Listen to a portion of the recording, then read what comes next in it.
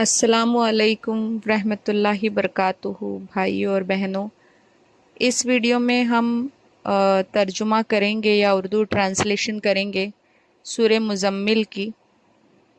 یہ سورہ مکی ہے اور اس میں 20 آیتیں اور 2 رکوع ہے۔ شروع اللہ کے نام سے جو سب پر مہربان ہے، بہت مہربان ہے۔ اے چادر میں لپٹنے والے، رات کا تھوڑا حصہ چھوڑ کر باقی رات میں عبادت کے لیے کھڑے ہو جایا کرو۔ رات کا آدھا حصہ یا آدھے سے کچھ کم کر لو یا اس سے کچھ زیادہ کر لو، اور قرآن کی تلاوت اطمینان سے صاف صاف کیا کرو۔ ہم تم پر ایک بھاری کلام نازل کرنے والے ہیں۔ بے شک رات کے وقت اٹھنا ہی ایسا عمل ہے جس سے نفس اچھی طرح کچلا جاتا ہے اور بات بھی بہتر طریقے پر کہی جاتی ہے۔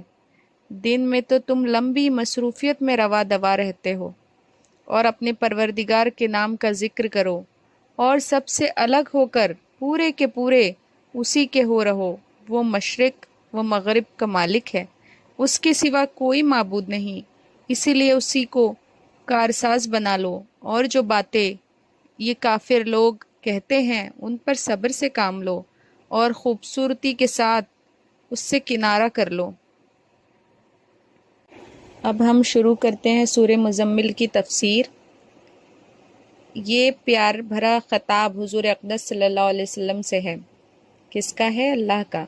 جب آپ پر پہلی بار غار حرا میں جبرائیل علیہ السلام وحی لے کر آئے تھے تو آپ پر نبوت کی ذمہ داری کا اتنا بوجھ ہوا کہ آپ کو جاڑا لگنے لگا، سردی لگنے لگی، اور جب آپ اپنی اہلیہ حضرت ختیجہ رضی اللہ تعالیٰ عنہا کے پاس تشریف لے گئے تو یہ فرما رہے تھے کہ مجھے چادر میں لپیٹ دو، مجھے چادر میں لپیٹ دو۔ اس واقعے کی طرف اشارہ کرتے ہوئے یہاں محبوبانہ انداز میں آپ کو اے چادر میں لپٹنے والے کہہ کر اللہ خطاب کر رہے ہیں۔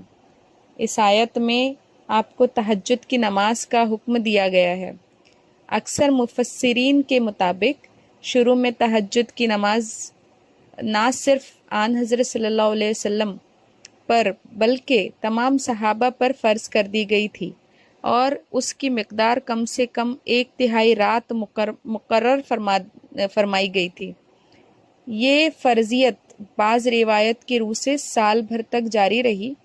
بعد میں اسی سورت کی آیت نمبر 20 نازل ہوئی جس نے تہجد کی